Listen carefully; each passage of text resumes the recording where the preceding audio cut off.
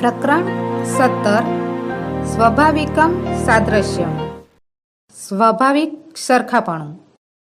આજથી લગભગ 2600 વર્ષ પહેલા આચાર્ય પાણિનીએ અષ્ટાધ્યાયી નામનો સંસ્કૃત ભાષાના વ્યાકરણનો ગ્રંથ રચ્યો હતો.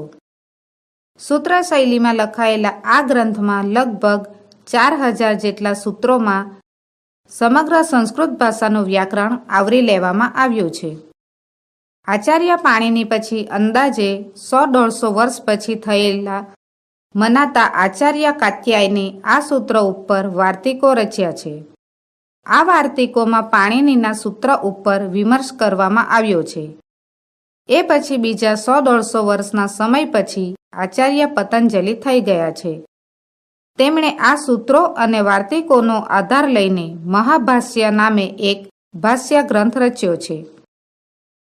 આ મહાભાષ્યમાંથી પ્રસ્તુત પાઠનું વિષયવસ્તુ પસંદ કરવામાં આવ્યું છે.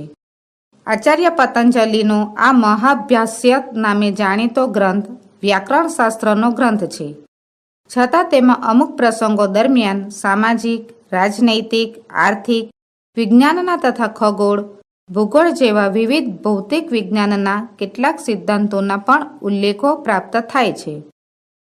આ ઉલ્લેખો તે જમાનામાં પ્રચલિત જ્ઞાન વિજ્ઞાનના વિસ્તારને સૂચવે છે.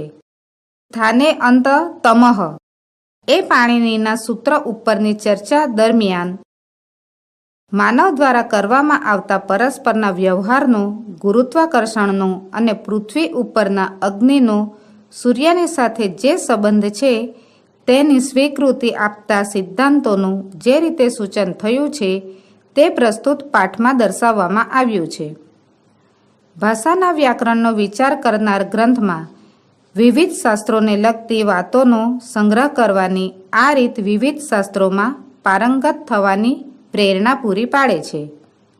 કોઈ એક શાસ્ત્રના વિદ્યાર્થી હોવા છતાં વિવિધ શાસ્ત્રોના સિદ્ધાંતોની જાણકારી વિદ્યાર્થીને હોવી ઘટે એ કૌશલ્ય કેળવવાની પ્રેરણા મળે એ માટે આ પાઠ અહીં પસંદ કરવામાં આવ્યો છે. સંસારે વિવિધાઃ પદાર્થાઃ સન્તિ તદ્યથા સ્વર્ણ લોહાદયો ધાતવઃ વટખદીરાદયો વૃક્ષાઃ ગોઘોટકાદયઃ પશવઃ ચ એષુ પુનઃ પ્રત્યેકમપી પદાર્થાઃ ભિન્નાઃ ભિન્નાઃ ભવન્તિ તદ્યથા સ્વર્ણલોહાદ ભિન્નમ ભવતિ અથ ચ પ્રત્યેકઃ સુવર્ણખંડઃ પરસ્પરમ આકારેણ પ્રકારેણ ચ ભિન્નઃ ભિન્નઃ ભવતિ. સંસારમાં જાત જાતના પદાર્થો છે, જેમ કે સોનું, લોખંડ વગેરે ધાતુઓ, વડ, ખેર વગેરે વૃક્ષો અને ગાય, ઘોડો વગેરે પશુઓ. આ બધામાં વળી દરેક પદાર્થો જુદા જુદા હોય છે, જેમ કે સોનું લોખંડ કરતાં જુદું હોય છે અને વળી દરેક સોનાનો ટુકડો પરસ્પર આકારથી અને પ્રકારથી જુદો જુદો હોય છે. વસ્તુતઃ અસ્તિત્વરૂપેણ સત્તારૂપેણ વા એતે પદાર્થાઃ પરસ્પરમ ભિન્નાઃ સંતીતિ પ્રતીયન્તે પરંતુ પ્રત્યક્ષતઃ પરસ્પરમ ભિન્નેષુ પદાર્થેષુ અપી કિંચિદેકમ સ્વાભાવિકમ આંતર્યમપી ભવતિ તે પદાર્થાઃ યદા ક્રિયાયાં પ્રયુક્તાઃ ભવન્તિ તદા અસ્ય પ્રતીતિઃ ભવતિ. અસ્ય સિદ્ધાંતસ્ય ઉપદેશઃ દ્વાવિંશતિ શતવર્ષેભ્યઃ પૂર્વમ આચાર્યેણ પતંજલિના સ્વકીયે વ્યાકરણ મહાભાષ્યે કૃતઃ તત્ર તે કથયન્તિ. હકીકતમાં અસ્તિત્વ રૂપે અથવા સત્તા રૂપે આ પદાર્થો પરસ્પર જુદા છે એમ પ્રતીત થાય છે, પરંતુ પ્રત્યક્ષ રીતે પરસ્પર જુદા પદાર્થોમાં પણ કંઈક એક સ્વાભાવિક સરખાપણું હોય છે. તે પદાર્થો જ્યારે ક્રિયામાં પ્રયોજાય છે ત્યારે એની પ્રતીતિ થાય છે.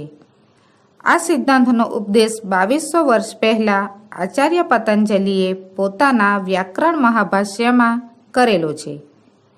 તેમાં તેઓ કહે છે, સમાજેષુ સમાસેષુ સમવાયેષુ ચાસ્યતામ ઇત્યુક્તે નૈવ કૃશઃ કૃશેઃ સહાસતે ન પાંડવઃ પાંડુભિઃ યેષામેવ કિંચિદર્થકૃતમાન્યર્તય તૈરવ સહાસતે.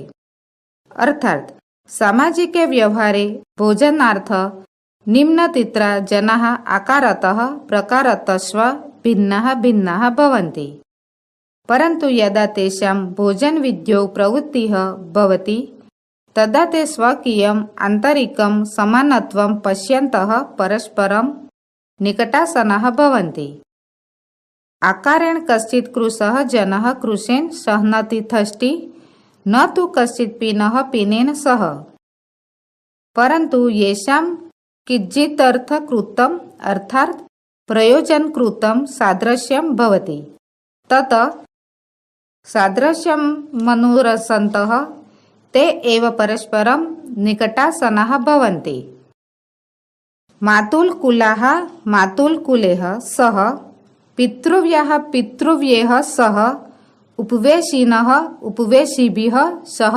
તિષ્ઠન્તિ માનવોના સમૂહોમાં સમાન ભોજન કરનારાઓમાં અને સમુદાયોમાં બેસો એમ કહેવામાં આવતા દુબળાઓ સાથે બેસતા નથી ને ધોળા માણસો ધોળાઓ સાથે બેસતા નથી. જેમનું કોઈ હેતુ કે પ્રયોજનને લઈને કરવામાં આવેલ અત્યંત નજીકપણું હોય તેમની જ સાથે તેઓ બેસે છે. એટલે કે સામાજિક વ્યવહારમાં ભોજન માટે આમંત્રાયેલા માણસો આકાર અને પ્રકારના જુદા જુદા હોય છે, પરંતુ જ્યારે તેમની ભોજનની વિધિમાં પ્રવૃત્તિ થાય છે ત્યારે તેઓ પોતાની આંતરિક સમાનતાને જોતા પરસ્પર નજીકમાં બેસનારા થાય છે. આકારમાં કોઈ દુબળો માણસ દુબળા સાથે બેસતો નથી કે ન તો કોઈ જાડો માણસ જાડા સાથે, પરંતુ જેમનું કંઈક અર્થ સંબંધી અર્થાત પ્રયોજન સંબંધી સરખાપણું હોય છે તે સરખાપણાને અનુસરીને જ તેઓ એકબીજા નજીક બેસે છે. મામાના કુળના મામાના કુળો સાથે, કાકાઓ સાથે અને પડોશીઓ સાથે બેસે છે. એવમેવ ગવાદીનામ પશુનામપી પ્રવૃત્તિ ભરવતી ગાવો દિવસમ ચરિતવત્યો સાયંકાલે ગોષ્ઠેષુ સમાગત્ય યો યસ્યાઃ વત્સ્યો ભવતી તેન સહ સેરતે. એવી જ રીતે ગાય વગેરે પશુઓની પણ પ્રવૃત્તિ થાય છે. ગાયો દિવસભર ચરીને સાંજે વાડાઓમાં આવીને જેનું વાછરડું હોય છે તે તેની સાથે સૂવે છે. ગવાદીનામિવ અચેતનેષુ અપી પદાર્થેષુ નિયમો અયમ દ્રશ્યતે તદ્યથા લોષ્ટઃ ક્ષિપ્તો બહુવેગમ ગત્વા નૈવ તિયર્ગ ગચ્છતિ નોધર્વમારોહતિ સહ પૃથિવ્યાઃ વિકારઃ વર્તતે ઇતિ કૃત્વા પૃથ્વીમીમેવ આગચ્છતિ સાદૃશ્યત્વાत् તથા જ્યોતિષો વિકારઃ અર્ચિઃ આકાશદેશે નિવાતે સુપ્રજ્વલિતમ નૈવ તિયર્ગ ગચ્છતિ ન અર્વાક આરોહિત જ્યોતિષો વિકારો જ્યોતિરેવ ગચ્છત્યાંતયર્ત. ગાય વગેરેની માફક અચેતન પદાર્થોમાં પણ આ નિયમ દેખાય છે. જેમ કે માટીનું ઢેફું ફેંક્યું હોય તો તે બહુ વેગપૂર્વક જઈને ત્રાસું જતું નથી કે ઊંચે ચડતું નથી. તે પૃથ્વીનો વિકાર છે, એ કારણે ધરતી પર જ આવે છે. તે પ્રમાણે સૂર્યનો વિકાર પ્રકાશનું કિરણ આકાશ પ્રદેશમાં પવન વિનાની જગામાં સારી રીતે પ્રજ્વલિત થતું ત્રાસું જતું નથી કે નથી નીચેની બાજુએ ઉતરવું. સૂર્યનો વિકાર સમાનતાને કારણે જ્યોતિ તરફ જ જાય છે. એવં મત્ર મહાભાષ્યકારાઃ માનવીયમ વ્યવહારિકમ સિદ્ધાંતમુપદિશન્તિ તેન સહ ગુરુત્વાકર્ષણસ્ય સિદ્ધાંતમ પાર્થિવાગ્રેહ સૂર્યેણ સહ સંબંધસ્ય ચ સિદ્ધાંતમ સૂચયન્તિ. આમ અહીં મહાભાષ્યકાર માનવીય વ્યવહારિક સિદ્ધાંતને ઉપદેશે છે અને તેની સાથે ગુરુત્વાકર્ષણના સિદ્ધાંતને પૃથ્વી ઉપરના અગ્નિના સૂર્ય સાથેના સંબંધના સિદ્ધાંતને સૂચવે છે.